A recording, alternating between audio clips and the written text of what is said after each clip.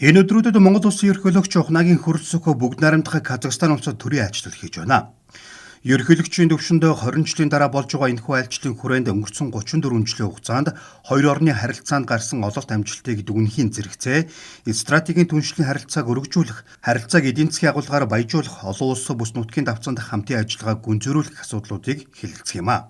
Аз-Европ төвүүдийг дамнан орших асар удам газар нутагтай Казахстан бол түргийн соёл иргэншлийн өлгий, далайд гарцгүй улсуудаас хамгийн том газар нутагтай юм. Казахстанчууд эдийн засгийн эрчимтэй хөгжүүлж чадсны нууцыг судлаачид, шинжээчид ихээхэн сонирхдог.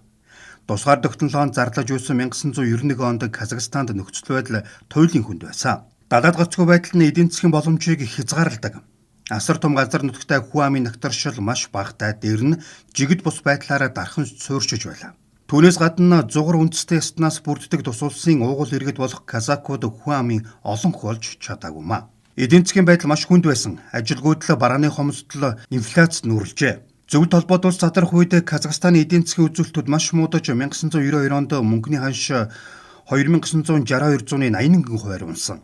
Түүнээс гадна ерөнхийлөгчийн ба дээд зөвлөлийн гэсэн засаглалтын хоёрдмол хэлбэр тогтсон шинжилэл хийхэд саад дотгор болсон.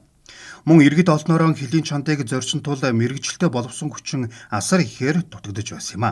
Зөвхөн 1992-оос 1994 онд гэхэд 1.1 сая иргэн эх орноо орхин гарчээ. Харин өнөөдөр дотоодын нийтлэгдэхүүний жилийн дундаж өсөлтийн үзүүлэлтээр тус улс тэргүүлэгч 5 орны нэг болсон.